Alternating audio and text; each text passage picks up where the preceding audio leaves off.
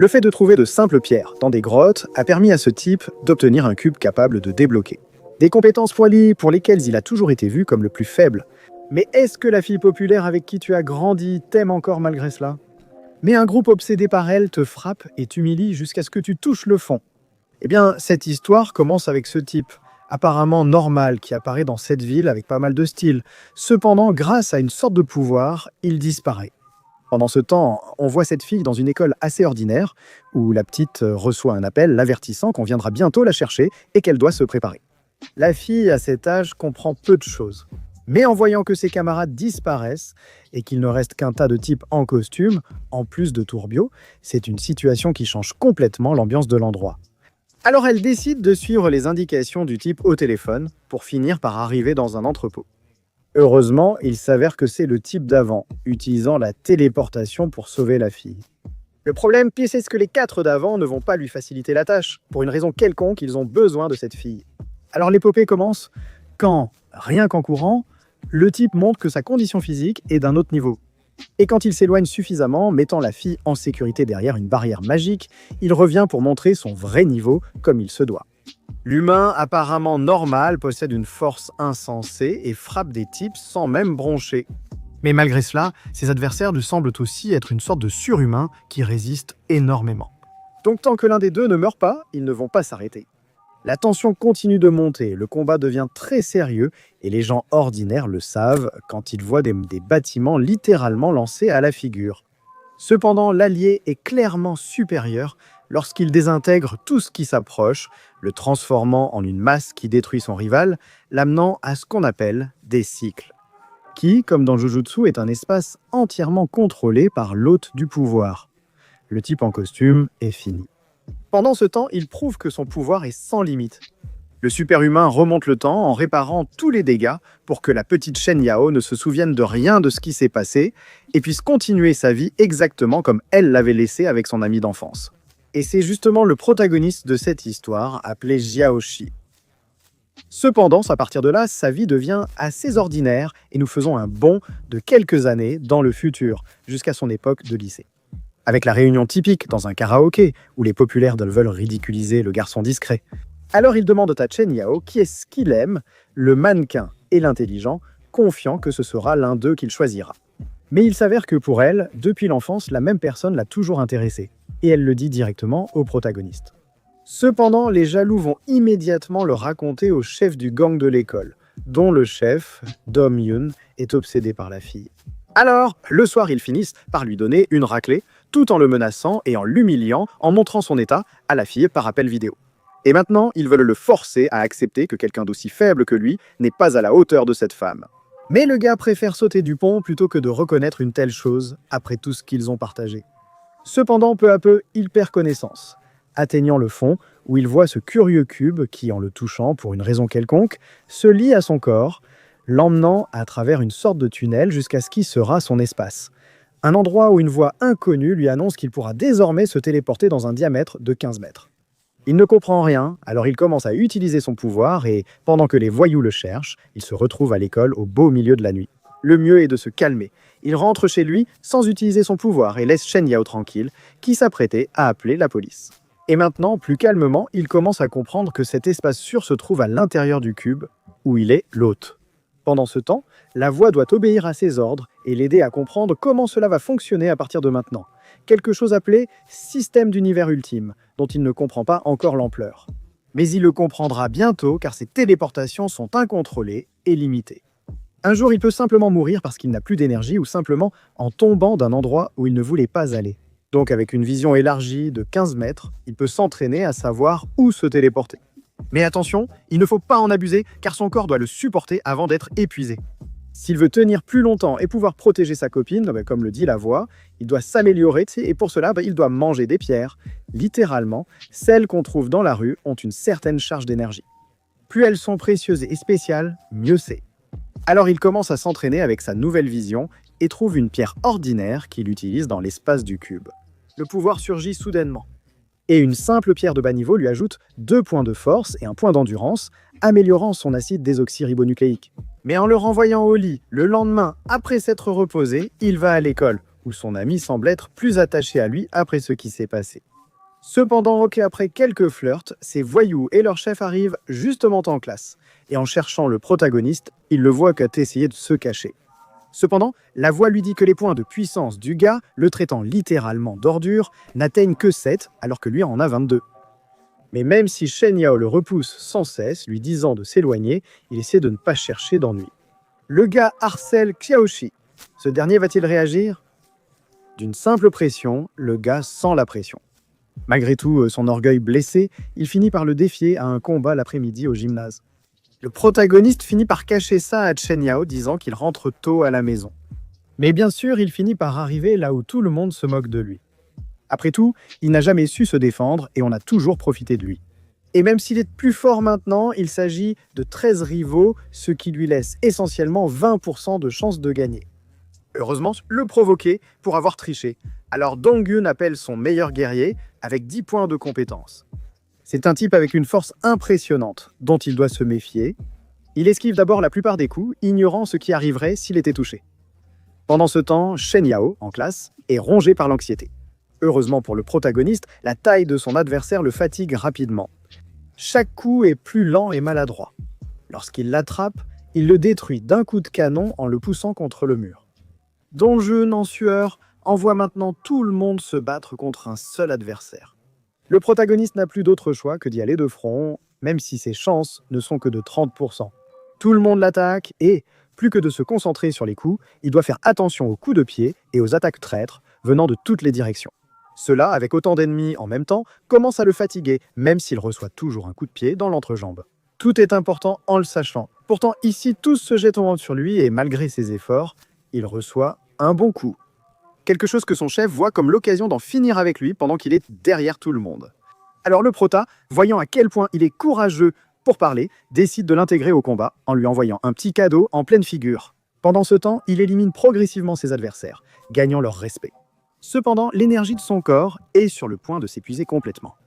Cependant, Dong-Jun doit apprendre la leçon et tandis qu'il le supplie de ne pas s'approcher, il finit par ressembler au chef d'un autre gang ennemi. Pour se moquer de la façon dont il est humilié par un type aussi faible, et en plus par une femme, c'est ça qui dérange le protagoniste. Il ne s'intéresse qu'au fait que Shen Yao ne soit pas le sujet de leur conversation. Mais il ne peut pas trop les provoquer non plus, son niveau étant désormais critique. Donc la seule issue est de s'enfuir en courant, en comptant les secondes jusqu'à ce que la téléportation se recharge.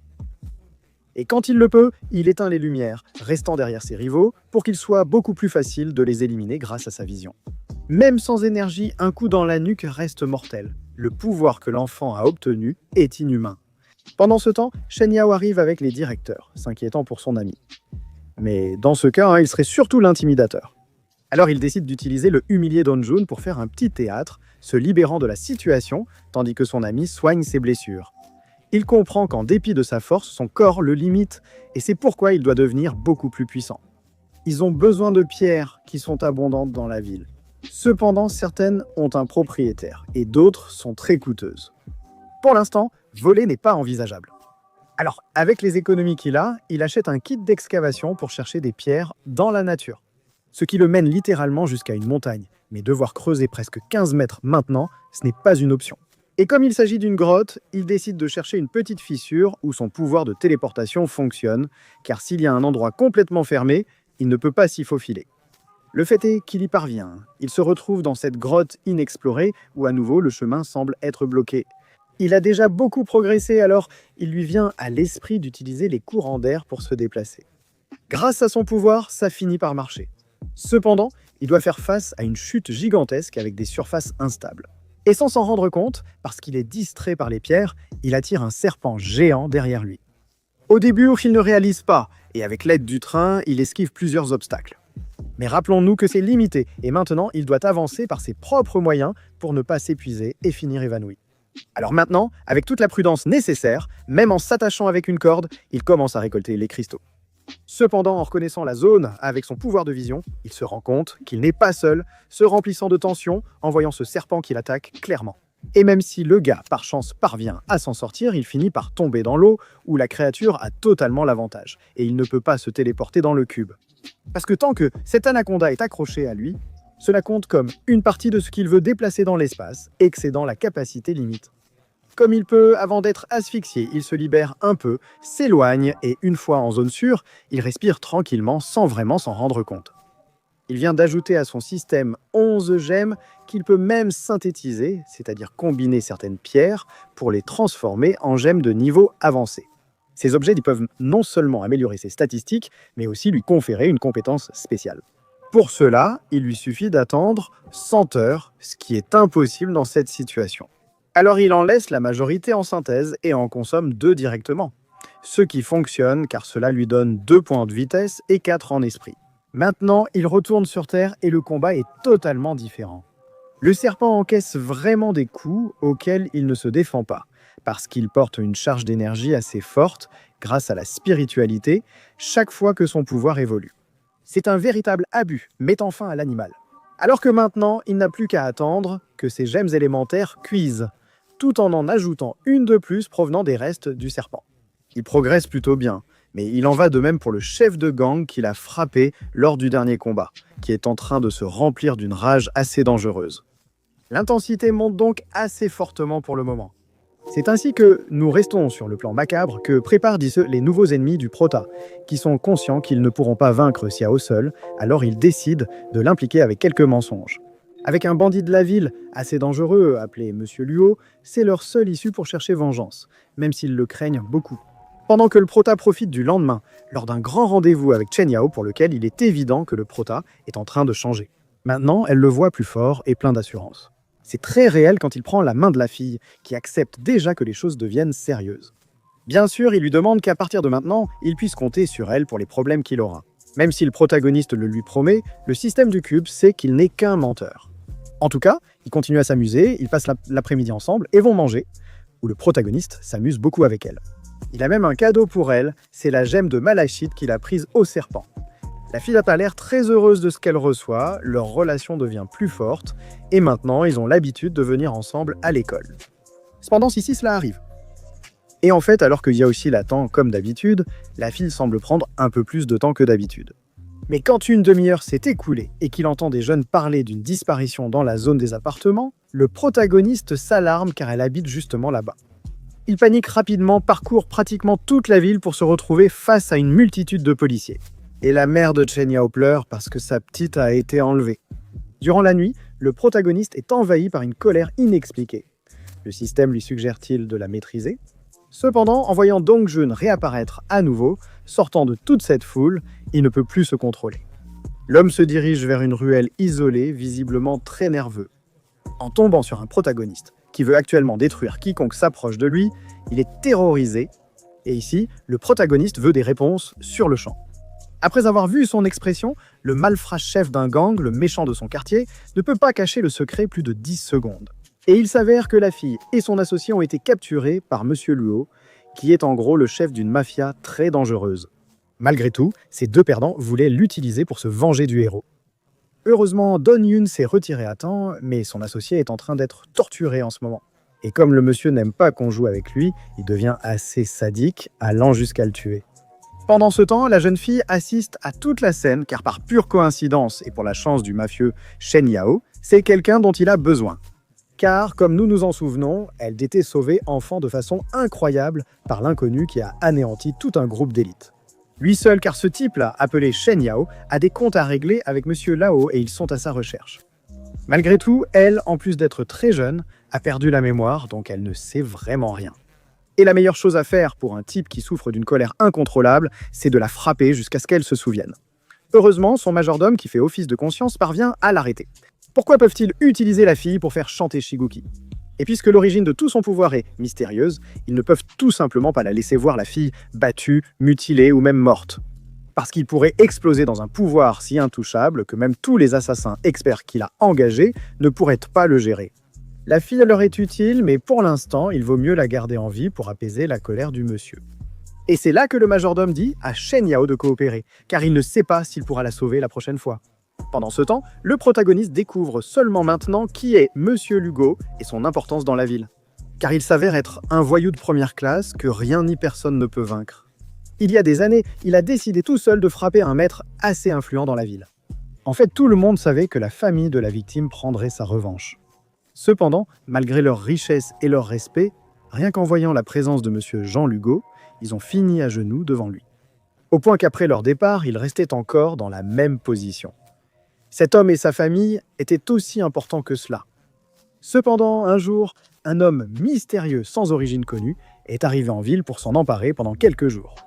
Ce qui a suffi pour que le grand seigneur Lugo, qui contrôlait tout, finisse humilié et avec 2 doigts en moins. Depuis lors, ce type a consacré son temps, son argent, et même le respect et le soutien de sa famille, pour retrouver et pouvoir se venger de l'incontrôlable inconnu. Alors maintenant qu'il a la fille qu'il a sauvée quand elle était petite, il peut l'utiliser. Il ne va pas laisser passer la moindre chance de le retrouver. Une histoire captivante et révélatrice pour le héros. Mais la seule chose qui lui importe, c'est qu'on sorte Shen Yao de ce petit jeu de mafieux. Il remercie Don Jun pour l'information. Il finit par être pardonné. Mais celui-ci l'avertit que de simples étudiants ne peuvent pas rivaliser avec des mafieux de ce niveau. Le protagoniste lui dit de ne pas se comparer à lui. Il peut aller chercher la police, mais lui ira chercher la fille. En effet, de manière calculée, la gemme qu'il lui a donnée émet un signal qu'il peut facilement localiser. Et cela le conduit jusqu'à ce bâtiment abandonné où Jean Lugo est en train d'organiser les voyous sur lesquels il a dépensé sa fortune. Plusieurs groupes d'assassins d'élite, comme ce ventriloque macabre. Le système indique au protagoniste qu'il y a 7 niveaux de puissance supérieure à lui dans la zone. La seule amélioration qu'il peut faire est une pierre qu'il raffine encore. Elle sera prête dans 30 minutes. À 99% de préparation, il décide d'avancer malgré tout. Le temps presse. Étant détecté par les assassins, qui le voient comme un simple gamin d'école, qui est perdu, ils pensent donc qu'ils doivent se débarrasser de lui. C'est ainsi que le prota se retrouve devant un bâtiment à plusieurs étages rempli de cadenas. Mais avant de les briser, un type géant lui fait face en lui disant que ce n'est pas un endroit pour les enfants. Le prota l'analyse avec le système et se rend compte que le niveau du type est de 55, soit 5 points de plus que celui du prota. Pour la première fois, il doit se battre avec prudence. Un seul coup de poing de ce type pourrait l'assommer sur le champ. Pendant ce temps, Monsieur Luo, pour divertir un peu Shen Yao, décide de lui montrer les caméras afin qu'elle puisse voir par elle-même comment il batte son petit ami à mort, se moquant du courageux qui veut gravir la tour. Et oui, la force et la résistance de son adversaire ne sont pas des choses à prendre à la légère. Il ne peut profiter que de sa rapidité pour placer quelques coups, mais la réalité c'est que ce n'est pas suffisant. Il est fort pour un étudiant, mais dans ce monde clandestin, il lui manque encore beaucoup. Même ainsi, le géant est trop confiant et dans un duel de vitesse, un peu de puissance du héros le met au tapis. Mur où ses attaques dévastatrices s'intensifient, emportées par la situation. Pendant ce temps, le système analyse son adversaire, qui a pour technique d'anticiper les attaques. C'est pourquoi, après l'avoir distrait, il fait semblant de donner un coup de pied, et il utilise son pouvoir pour finir par recréer une masse, qui lui fracasse sur la tête, quelque chose à quoi l'adversaire ne s'attendait pas, et en réalité, nous ne sommes pas sur un ring pour que ce soit un combat équitable. Il doit sauver sa copine. Il monte les escaliers, évitant de justesse des kunai lancés par un homme qui le laisse suspendu aux escaliers, ce qu'il ne comprend pas.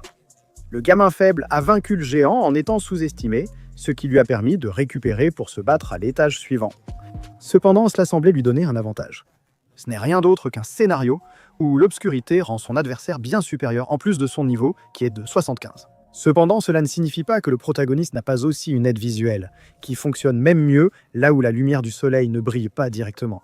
Donc nous avons un combat qui commence de façon assez équilibrée, même si l'adversaire semble contrôler des objets à des vitesses incroyables et que le protagoniste est supérieur au corps à corps. Malgré ses souffrances pour obtenir sa vision, il ne peut pas avoir des mouvements aussi prévisibles, en pensant que tu es le seul à pouvoir voir. Alors Xiaoxi finit par le chasser et avec un coup assez bas, il élimine un ennemi de plus. Cependant, il s'agissait d'un groupe de 3 et leur chef détient le record d'éliminer n'importe quel adversaire en 10 secondes. Une force reconnue même par l'autre groupe d'assassins qui travaillent pour le Seigneur. Ceci semble bien plus destructeur.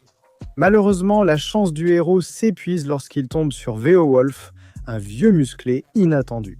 Dans tous les cas, il ne va pas le sous-estimer. Et il attaque en premier, découvrant toute la force concentrée dans ce super-humain plutôt bavard qui fait ressentir chaque coup. Il entame la raclée après 10 secondes s'il réussit à les passer. Mais même s'il utilise des astuces ou crée des objets de toutes sortes, il va bientôt s'évanouir sous le nombre de coups de poing au visage, même en essayant d'esquiver et de reculer. Le surhumain ne le lâche pas une seconde, il continue d'attaquer et le corps du protagoniste commence à s'effondrer, tout son intérieur est en train d'être écrasé. Maintenant, Shoji est complètement à la merci de son système, car avec la plupart de ses côtes brisées, celui-ci l'informe que le raffinage des gemmes est enfin terminé. Son corps brisé ressent l'électricité. Force, plus 11 endurance, plus 6 agilité, plus 7 endurance, plus 6 agilité, plus 7. L'échauffement pour Shoji est à nouveau terminé. Il se lève tandis que son adversaire reconnaît que c'est un véritable combat d'hommes. Maintenant, c'est au tour du protagoniste de frapper. Ses poings remplis d'énergie sont invisibles pour son adversaire musclé. Cependant, pour cette même raison, son corps prend quelques secondes à s'adapter à une telle puissance. Le protagoniste, qui ne réalise que ce petit détail jusqu'à présent, en souffre. Malgré cela, ce niveau suffit pour endormir son adversaire. L'énergie qu'il dégage était sans limite. En brisant l'entrée avec le corps du type, le grand seigneur Yan Luo commence à désespérer. Qui est ce gamin méprisable qui a anéanti le groupe pour lequel il a tant payé? Cependant, son majordome le calme en disant qu'il lui reste encore la mafia des 1000 hommes. Une personne plus forte qui le vaincra probablement lors de leur prochaine confrontation. Car ils n'ont pas seulement plusieurs génies, mais aussi cette petite fille, qu'il n'est pas nécessaire de présenter, il suffit de savoir que c'est un monstre. Le protagoniste gravit les échelons malgré l'aggravation de son état. Un problème encore plus grave, ce sont plusieurs combats et son corps n'est pas immortel, il a trop de contusions. Cependant, s'il s'arrête maintenant, ses jambes ne vont plus lui répondre. Malgré la supériorité évidente de ses adversaires, il doit sauver la personne qui compte pour lui et qui est à leur côté. Le cube le prévient qu'en plus, son système physiologique est affecté et que toutes ses émotions stressent le reste. S'il ne se maîtrise pas, il s'écroulera. Le protagoniste y prendra garde, mais il doit maintenant franchir la porte suivante avec ce qui l'attend. Et pour être honnête, ça ne semble pas très prometteur, avec un type à la présence abyssale et une fille accro, excitée, littéralement, à l'idée de voir souffrir ses victimes. La situation commence une fois de plus à devenir tendue. C'est ainsi que nous continuons avec cette grande épreuve que le prota doit surmonter pour récupérer sa copine. Et maintenant, dans un salon où l'obscurité n'est plus contre lui et où il n'y a pas de vieux musclés. Nous avons cette petite fille, appelée Kui, aux côtés du type mystérieux, un duo étrange. La fille s'approche du protagoniste pour mesurer son niveau de magie. Cependant, le protagoniste n'a pas de compétences calculables et son niveau semble être 0. Ce qui ne laisse que l'option que sa force provient uniquement de l'entraînement physique et des améliorations régulières. Une personne avec un tel état est le rêve humide de cette fille. Il se présente gentiment, mais après la poignée de main, il lance son premier coup. Qu'il le fasse ou qu'il réponde sans réfléchir, cela fait frissonner la fille qui ressent une véritable force brute. Elle est clairement assez folle et le protagoniste le sait quand elle commence une chorégraphie de coups de poing et de pied sans arrêt. Malgré l'enthousiasme de la fille, le protagoniste, épuisé, peine à rester concentré. Il ne peut que répondre par la force. Pendant ce temps, la fille, sans protection, voit son sang gicler de toutes parts. Malgré cela, elle affirme que pour être un homme fort, il a les points faibles quand il rentre. Pendant ce temps, nous voyons une étrange aura commencer à entourer cette fille, et son camarade lui dit que ce n'est pas le moment d'utiliser sa capacité. La fille sent qu'elle est face à un adversaire digne de s'amuser, et c'est ainsi que des griffes et des dents très aiguisées lui poussent, qu'elle enfonce dans Xiaoji. Pendant que la fille devient de plus en plus agressive et rapide, alors qu'il s'y attend le moins, elle goûte déjà à son sang à toute vitesse. Cette situation est anormale, différente des guerriers qu'il avait affrontés auparavant. Car cette fille semble possédée, et l'esquiver est très difficile car elle a aussi une bonne force. Le protagoniste doit devenir sérieux. Sinon, il risque de mourir, non pas à cause des coups cette fois, mais parce que la fille continue de lui sucer le sang tel un vampire. Il est curieux qu'elle soit vraiment une bête, contrastant avec la pureté et le raffinement du protagoniste. Il aide son corps à évoluer à un point de perte de contrôle que même son camarade doit essayer de calmer en l'endormant avec des aiguilles. Cependant, ça ne marche pas complètement, donc il doit vraiment faire très attention à elle. Pendant ce temps, le protagoniste sait que si ce super-humain rejoint le combat, il ne pourra pas gérer les deux adversaires, car même sans bouger beaucoup, il montre déjà qu'il est dangereux. Et il est clair qu'il se retient de ne pas pouvoir s'éloigner de Kui, probablement parce qu'en exposant sa puissance, il finirait par perdre le contrôle. Le type est visiblement nerveux, allant jusqu'à proposer au protagoniste de le laisser passer sans se battre s'il cherche la fille au dernier étage. Cependant, Shoji est intelligent, il sait que ces types ont été engagés pour de l'argent et il doit s'assurer que lorsqu'il leur tournera le dos, ils ne l'attaqueront pas. Alors, en faisant semblant d'être confiant, même s'il est presque mort, il dit au type de lui donner une preuve de loyauté. Et puisqu'il est acculé, il lui propose de signer un pacte de sang, de non-agression de tout son clan. Le protagoniste aurait cédé à sa seule parole, mais il rit simplement. Le vieil homme est impressionné par la ténacité des jeunes d'aujourd'hui. Il dit à la blonde que les plans ont changé en raison de la situation de Kui et qu'ils vont se retirer. Cependant, en seulement quelques secondes, une présence étrange semble assommer la jeune fille, qui n'est autre que le grand Sigu Kui, qui décide enfin de faire son apparition. Selon le majordome, les plans de Monsieur Yan Luo changent. Sans tueur à disposition, il vaut mieux se retirer. Le millionnaire est assez têtu et dit au ventriloque macabre qu'il le paiera le triple s'il parvient à tuer Shiguki. Cependant, ce type ne vit que pour les choses qui l'intéressent vraiment, et il n'aime pas qu'on essaie de le manipuler, même si on le paie. Car celui qu'on appelle Musan est le membre le plus arrogant d'un groupe connu sous le nom de l'Os Maléfique.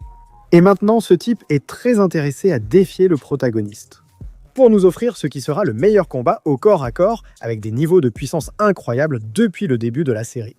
En effet, bien que gravement blessé et reprenant son souffle, l'étudiant sait qu'il doit continuer pour sauver sa copine.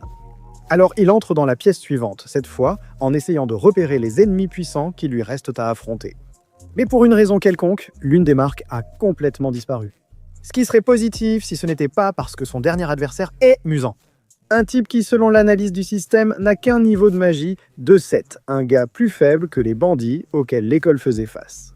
Mais sa présence est assez contradictoire, et surtout avec la marionnette qui l'accompagne et qui possède une pierre magique à l'intérieur.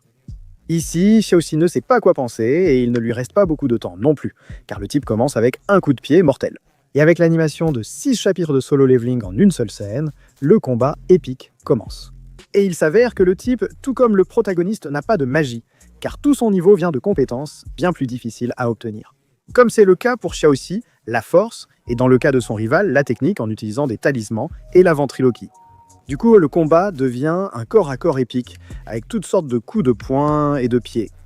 Musan est tellement impatient de voir laquelle des deux forces est supérieure, et le protagoniste est obligé de s'adapter au combat. Le combat devient de plus en plus serré, utilisant tout le décor à son avantage. Les murs et les colonnes commencent à être détruits, tandis que Xiaoxi essaie d'empêcher son adversaire d'utiliser ses talismans, lançant tout ce qu'il a sous la main. Cependant, Musan est très rapide et lorsqu'il assène quelques coups aux côtes, combinant ses talismans explosifs, ils atteignent le protagoniste, le faisant reculer. C'est un point négatif car cela lui donne l'espace nécessaire pour utiliser sa marionnette, qu'il contrôle à distance avec une grande précision, tout en tirant une quantité de rayons par seconde qui ne peuvent être bloqués qu'au millimètre près. Et Xiaoxi le sait, sans s'attendre à ce coup de poing létal de son adversaire, qui par sa force, il est vrai, le fait saigner abondamment. Mais cela lui donne aussi l'occasion de se moquer du type en gagnant en assurance, ce qui désespère Musan pendant qu'il prépare un coup de poing qui, en frappant avec une telle force, lui arrache une partie des cheveux. Cependant, ce coup de poing était mortel, et grâce à son talisman défensif, le type se relève à nouveau. C'est très mauvais, car Alo Kaneki sait que les cheveux blancs lui confèrent sa forme ultime. Xiaoxi sait qu'il est en difficulté lorsqu'il commence à se faire démolir à coups, à une vitesse qui lui laisse à peine le temps de réaliser que son adversaire lui couvre le bras de talisman. Pendant ce temps, il ne peut qu'esquiver alors que la marionnette joue désormais avec lui. Pendant que Musan explique que chacun des talismans qu'il lui colle coûte 5 millions de yens, vaincre le protagoniste lui coûte au total 25 millions. Pour le mettre à genoux, il va maintenant le faire exploser. Pendant ce temps, Monsieur Lugo semble satisfait, ayant l'argent. Cependant, confiant de sa victoire, il voit Xiaoxi apparaître au milieu des flammes en utilisant sa pelle d'excavateur, qui coûte au maximum 25 yens pour se protéger le visage. Musan ne comprend pas ce qui se passe, il s'affole, attaque à grande vitesse. Mais le protagoniste, qui n'est pas censé comprendre la compétence, devient rapidement bien plus doué. Prenant rapidement son adversaire pour un sac de boxe, il lui rend tous les coups et bien plus encore, tout en détruisant ses armes et en les lui arrachant brutalement. Ses cheveux blancs, l'homme est brisé, le protagoniste aussi. Malgré sa victoire, il est sur le point de s'évanouir. Pendant ce temps, Monsieur Lugo et son majordome savent qu'ils doivent utiliser leur dernière arme. Cependant, il semble que Musan n'en ait pas fini avec la dernière explosion de sa marionnette, pendant qu'il s'échappe. Heureusement, sa poupée ne répond pas, mais la bataille continue. Le type continue de dépenser beaucoup d'argent en talisman pour éliminer le protagoniste, qui ne peut que tomber en esquivant. Le problème, c'est que lors d'une nouvelle explosion, le feu parvient à l'encercler, et il perd un peu connaissance en se souvenant de Shen Yao. Alors il ne peut pas abandonner, il doit se donner un dernier élan, entraînant Muzan avec lui dans une puissante chute vers le sol, qui se termine par une explosion, laissant Xiaoxi assez brûlé. Malgré la récupération de la marionnette, le type, bien que gravement blessé, s'échappe grâce à sa vitesse impressionnante. Il était très puissant. Pressé, le protagoniste monte au dernier étage et rencontre le perdant qui lui demande « Où est-ce la fille ?» Mais en la libérant et en pensant que tout va bien, c'était un piège de Monsieur Lugo, qui avait une bombe et les enferme sous les talismans de Muzan. Alors le protagoniste, en dernier recours, enferme la bombe dans son cube. Faisant croire à la fille que tout va bien, qu'ils pourront être ensemble, ils se retrouvent. Ce qu'il ne savait pas, c'est que 10 secondes plus tard, quand on voit l'explosion dans le système, et combiné avec celle de la marionnette qui est restée à l'intérieur, il est détruit de l'intérieur, laissant un trou dans le cube. C'est quelque chose que le protagoniste ne savait pas et qui le laisse totalement immobile. Pendant que la fille, essayant de le raisonner, reçoit une balle de Monsieur Lugo, qui décide de finir le travail avant de partir. Shen Yo finit morte, tandis que Shigoki apparaît sur les lieux pour la prendre une fois de plus dans ses bras et dire au protagoniste qu'il ne peut toujours pas se protéger, ni se protéger lui-même.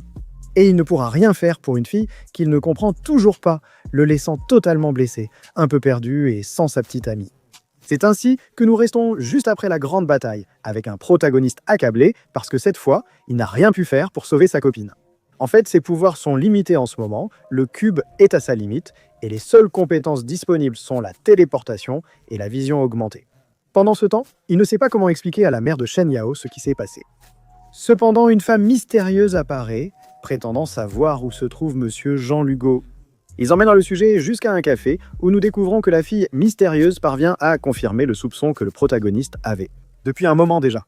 Puisque dans ce monde où l'on sait maintenant qu'il existe des surhumains, des mutants, voire même des cultivateurs, il était pratiquement évident qu'il devait y avoir une organisation chargée de tout garder sous contrôle. Selon elle, cette organisation le protège depuis qu'il a obtenu ses pouvoirs, mais cela lui est complètement égal. Parce que quelqu'un qui veut le protéger, l'aider, n'a pas 3 types armés avec lui. Pendant ce temps, elle reste sur ses gardes et lui dit qu'il ne pourra pas la capturer. Le mieux est donc de se calmer. Le protagoniste confirme son appartenance à une agence de contrôle des super-humains. Alors, en voulant savoir ce qu'elle cherche, elle lui dit qu'elle a besoin de son aide pour une mission de mercenaire. Et quelqu'un qui est arrivé au grade B en 1 mois est le candidat parfait. Le protagoniste dit qu'il peut accepter ses missions en échange d'informations sur Yan Luo, mais surtout sur Shiguki, qui est maintenant sa cible. La fille semble accepter trop vite, c'est étrange. Cependant, s'il lui laisse du temps pour l'école afin de ne plus échouer, en plus d'une récompense de 50 000 yens, il finira par accepter. Cependant, à main, il semble qu'avant cela, elle va tester s'il est apte pour cette tâche et qu'il sera bientôt évalué. Pour le prota, c'est une alternative un peu risquée, mais c'est tout ce qu'il a pour le moment, car en plus de la force, il a besoin d'informations et s'infiltrer dans cette agence peut lui apporter de grands avantages. Cependant, la fille, déjà dans sa voiture, admet qu'elle collabore avec le prota seulement parce qu'elle sait qu'il a récemment éveillé ses pouvoirs. Et c'est un enfant naïf qu'ils peuvent manipuler. Ce qu'elle ne sait pas, c'est qu'avec l'aide de son cube, il écoute toute la conversation sans être détecté. La fille mentionne qu'elle ne révélera pas de grands secrets au protagoniste, seulement quelques rapports de niveau D. Il est clair qu'il ne connaît rien au clan puissant et qu'elle cherche à le tromper. Cependant, Xiaoxi peut en tirer profit, car l'agence peut encore lui servir. Le lendemain, en se rendant à l'endroit indiqué dans la forêt, il semble se perdre parmi les nombreux arbres. Cependant, il tombe sur ce qui semble être un manoir ultra secret où l'on trouve tous les luxes, de jolies servantes et des gens de toutes sortes prêts pour l'épreuve. Et en fait, cet hôte leur explique qu'ils devront démontrer différentes qualités pour obtenir le poste de garde du corps. La première étant la prise de décision, où le protagoniste et les autres sont emmenés dans une salle de casino où ils reçoivent 5 jetons gratuits. Et sans tricher ni voler, ils doivent les transformer en 10 jetons pour réussir l'épreuve. Clairement, et comme cet inconnu le dit, il y a des jeux apparemment simples auxquels les gens vont participer. Ils peuvent tout perdre en un instant. Le prota en est conscient et cherche donc un autre type de jeu, comme un jeu de concentration. Comme celui des 3 gobelets et de la pièce, où il n'a même pas besoin de tout miser en un seul coup. Cependant, le type d'avant arrive pour le défier à la table. Et avant de céder à la pression, le prota décide qu'entre eux deux, ils vont miser tous les jetons. Prenant son rival par surprise, moi qui n'a pas d'autre choix que d'accepter, la responsable commence un jeu de main assez difficile à suivre. Le rival, confiant, a une réponse sans réfléchir, alors que le prota, moqué de tous, mise quand même. Parce que le jeton est dans l'une des mains des filles, cela n'a pas beaucoup de sens. Cependant, en réalité, les règles n'ont jamais précisé que le jeton devait être dans les verts. Les deux distractions de la responsable ont trompé tout le monde, mais pas le protagoniste, qui repart avec le double de ses jetons, laissant les autres s'arracher les cheveux. Ici, d'autres personnalités y parviennent aussi, et quelques épreuves supplémentaires finissent par laisser un petit groupe d'élus pour devenir les gardes du corps de celui qu'on leur présente comme Monsieur Pierrot. Un millionnaire qu'ils doivent protéger puisqu'il l'accompagne le soir à un banquet important. Et pour cela, ils viennent de recevoir leur paiement à l'avance, une somme de 3 millions de yens. Cela fait s'évanouir le protagoniste, car la fille qu'il a engagée ne lui a donné que 50 000 sur toute cette récompense. Malgré tout, il doit avancer et il se rend compte que pendant le fameux banquet, il y aura plusieurs événements importants. Comme une vente aux enchères ou le Monsieur Gordeau, le protagoniste recherche des reliques, dont l'une lui semble familière en raison de son nom. Il semble s'agir d'une pierre d'obsidienne, un objet que son système lui avait demandé dans un état critique. Donc cette mission peut lui offrir des connaissances et même une amélioration pour son cube. C'est ainsi que la nuit tombe, les gardes du corps commencent à se préparer et arrivent jusqu'à la luxueuse villa. Avec une foule de millionnaires, certains plus suspects que d'autres. Mais après l'accueil vient le cliché des riches, faire des activités bizarres. Dans ce cas, on déploie un cristal assez grand et renforcé uniquement pour révéler une énorme bête de crocodile à l'intérieur. Ce rituel existe depuis des années parmi ces riches. Ce n'est pas un simple animal d'observation. Où un guerrier choisi doit affronter la bête avec des armes classiques, cherchant à lui arracher une cloche sans mourir, avec comme motivation pour celui qui ose un tas de lingots d'or. Voyons si la cupidité les rend champions. Attention, une fois entré dans la cage, personne ne peut en sortir. Une règle approuvée par les riches qui, de toute façon, ne se mettent jamais en danger. C'est ainsi que nous voyons le premier guerrier. Un homme crie le nom d'une créature endormie devant tout le monde pour qu'on l'entende, profitant de son sommeil. Et, avant de pouvoir faire quoi que ce soit, retirer la cloche, il est dévoré d'une manière tellement satisfaisante et bien méritée pour un idiot. Clairement, cette créature n'est pas normale. Et comme l'explique l'hôte, il s'agit de la dernière expérience de biogénétique.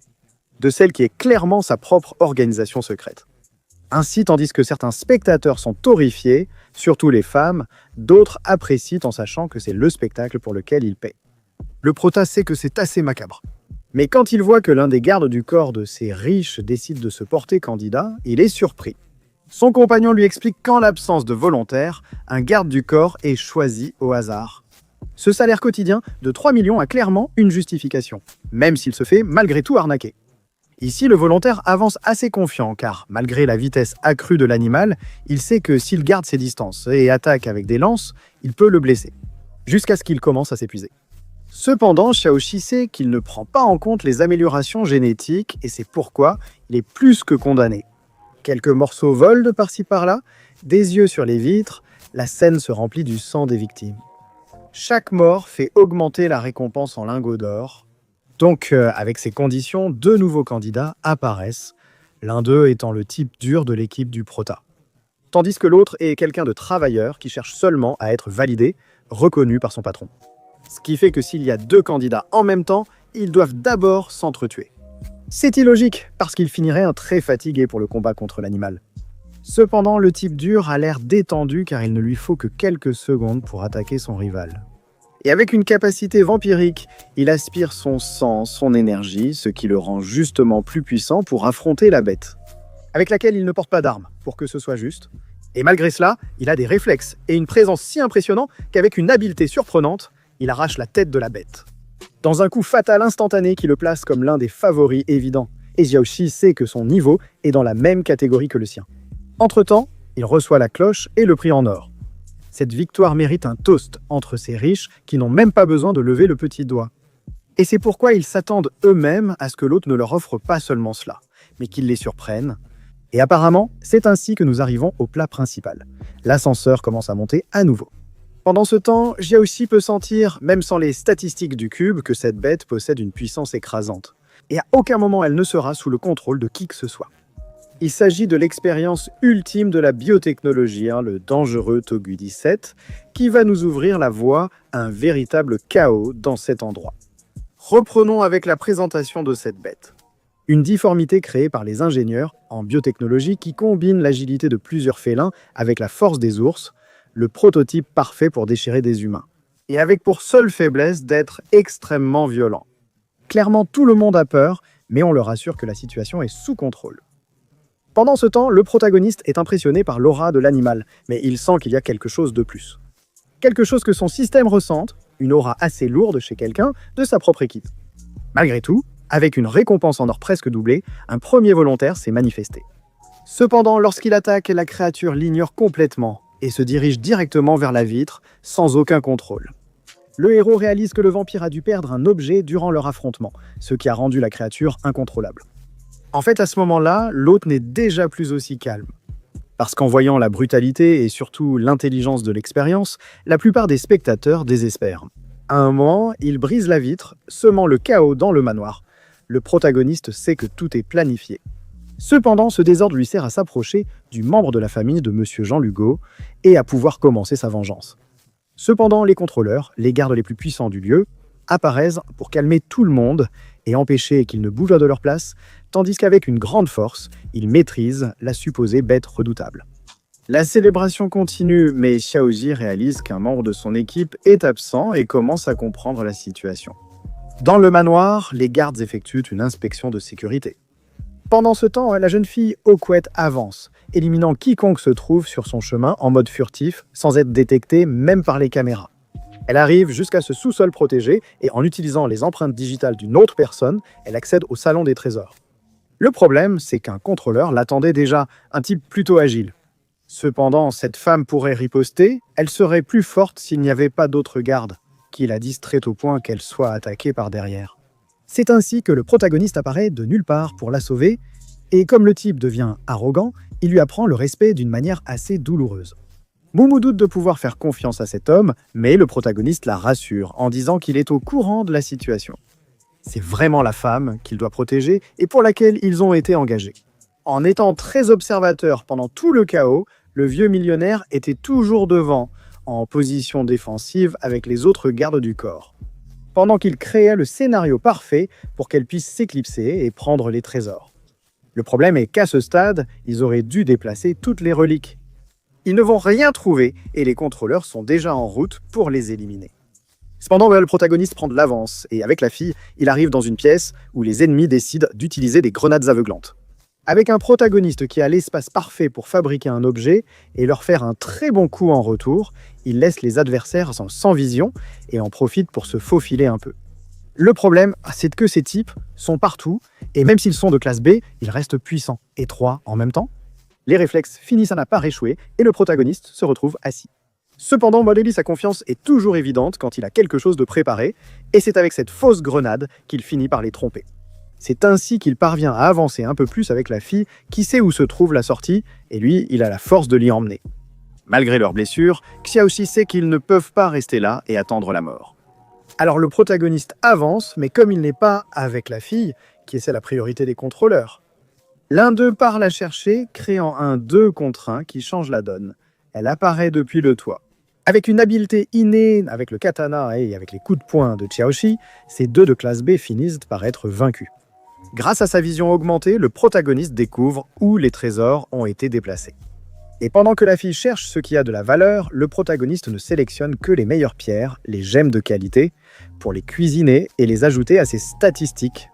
Voyant enfin la fameuse obsidienne pour son système, ils prennent tout, et alors qu'ils avancent, la fille Oquette, Moumou, lui dit qu'en ce moment ils sont au-dessus du laboratoire de biotechnologie.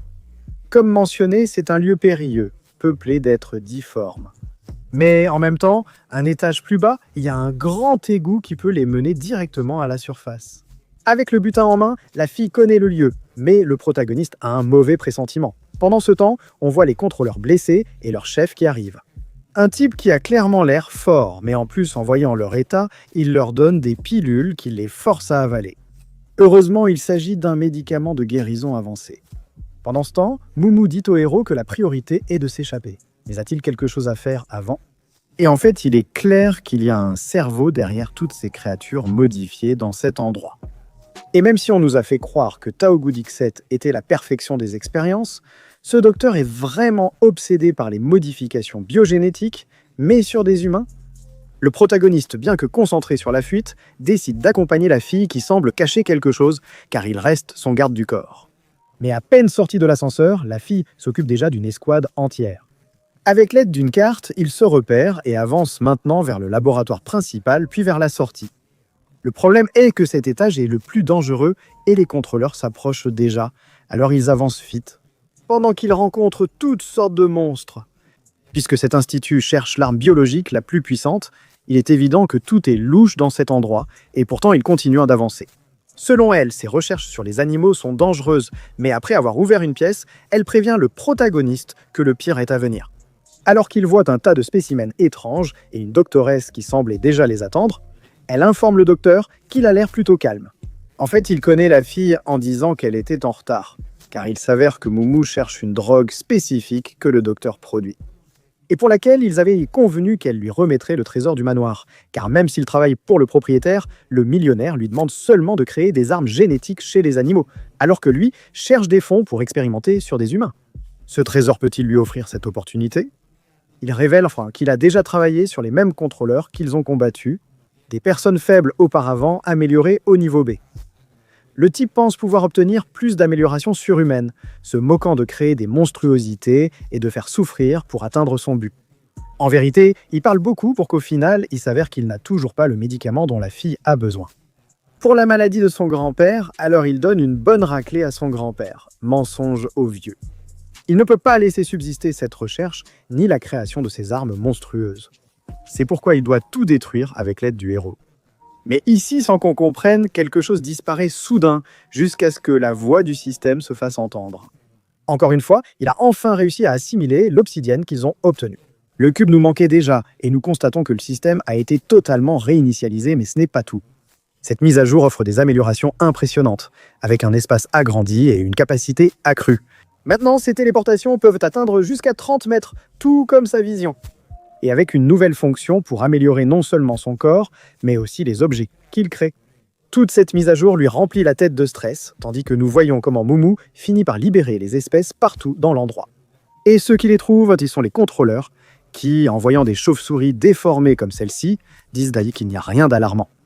Mais lorsque ce cultivateur de feu est surpris par l'un des lézards, qui fait preuve de brutalité en lui déchirant littéralement le corps en quelques secondes, ils doivent profiter du moment pour l'attaquer avant d'être les prochains.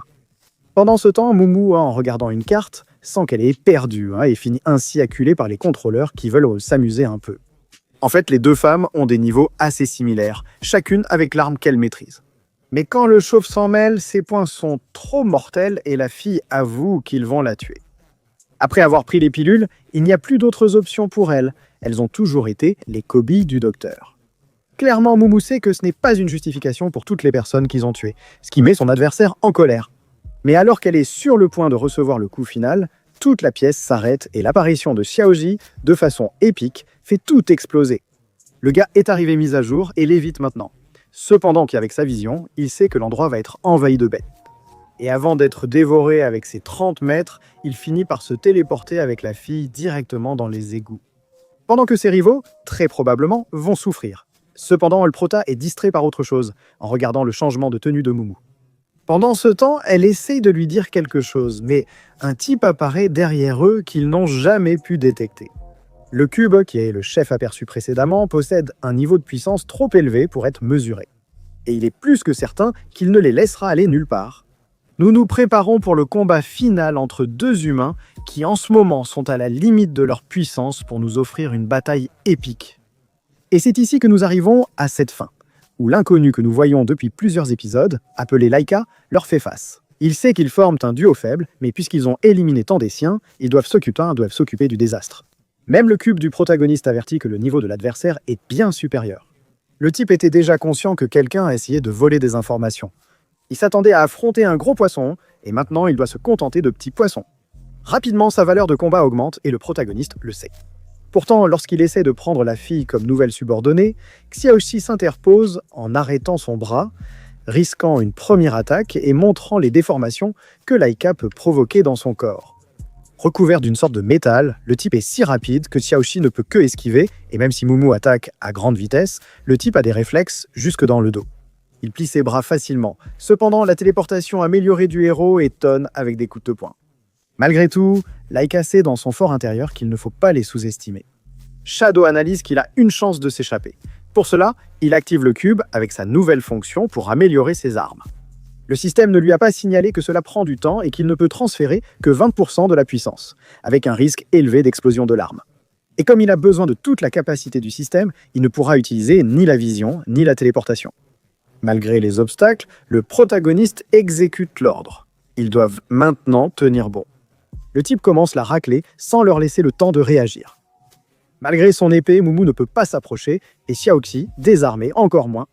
Laika sait qu'ils doivent préparer une compétence qu'il ne comprend pas, mais le protagoniste attaque sans répondre. Cependant, le type ne cède pas malgré les astuces répétées. Son corps encaisse tout, clairement. Shoshi se distingue aussi car sa résistance devient même problématique lorsqu'ils essaient de l'assommer à coups. Mais il se relève toujours pour que Mumu puisse en profiter et s'échapper. De plus, notre héros adore provoquer ses adversaires. Malgré tout, il reste du temps avant de compléter la fusion de son arme et son corps subit déjà des hémorragies excessives.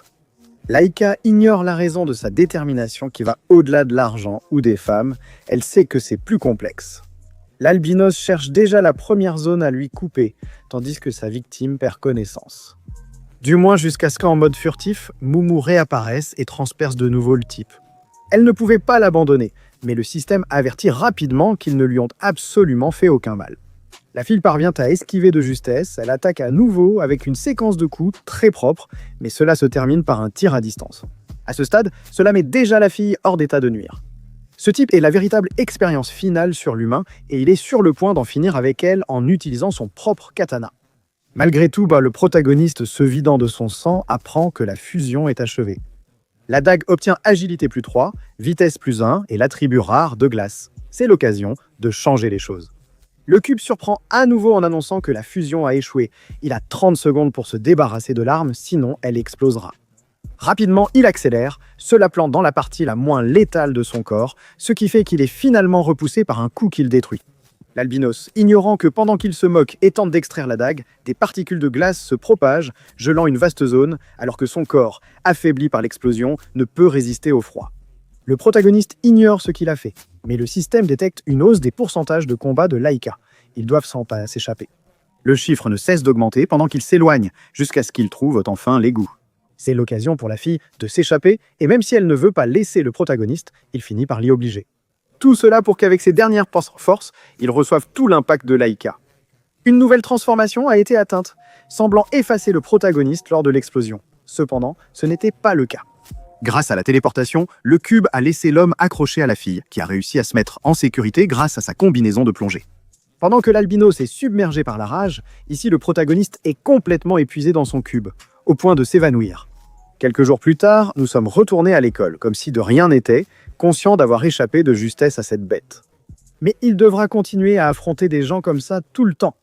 Finalement, et après tout ce qu'ils ont traversé, Mumu le retire de l'école pour qu'il rejoigne l'aide thérapeutique et comportementale. En gros, une académie d'entraînement pour surhumains. Afin de participer au tournoi qui approche, Xiaoxi veut refuser car il a essentiellement une petite amie à sauver. Cependant, Mumu lui fait comprendre que Shiguki est difficile à poursuivre, étant donné sa puissance. Il peut être n'importe où, mais il a justement déjà remporté ce tournoi par le passé. Elle peut l'aider à obtenir des informations et même connaître sa localisation, ce qui change la donne. Les souvenirs de sa petite amie lui reviennent, et pour la retrouver, il gagnera n'importe quel tournoi qu'on lui proposera. L'accord est conclu et un grand événement nous attend. Cette première saison du Donghua se termine, qui a été une grande expérience visuelle depuis sa diffusion, et nous espérons avoir bientôt des nouvelles d'une suite. J'ai beaucoup aimé et je crois que le tournoi a un grand potentiel pour l'avenir. Cet épisode conclut le résumé. Le distributeur ne confirme pas pour l'instant. Mais avec les chiffres et la popularité qu'a eu ce protagoniste sur les sites et les réseaux sociaux avec ses montages, espérons qu'il prévoit 12 autres épisodes avec cette qualité incroyable que nous voyons depuis tant de semaines. N'oubliez pas de profiter de ces donghua chinois sur un bon écran en qualité maximale. Pour profiter des détails que j'omets dans le résumé, que beaucoup considèrent comme le frère perdu de Solo Leveling. Honnêtement, pour moi, la série a sa propre identité. Elle promet une explosion des niveaux de puissance. C'est fou. Et tout le monde est plus qu'heureux. C'est pourquoi je vous demande de profiter vous-même de ce morceau d'animation. Malgré la barrière de la langue chinoise, il est toujours possible de profiter de cette animation incroyable, des combats épiques et d'une histoire qui s'annonce longue et passionnante. Vous pouvez trouver cette série méconnue sous le nom de The Super Cube, si cela vous intéresse. N'oubliez pas que c'est Liu Harun qui a résumé cela. 2500 likes pour un autre donghua que j'ai préparé. Merci, j'espère que vous apprécierez mon résumé. Et comme l'a dit mon père, je vous abandonne.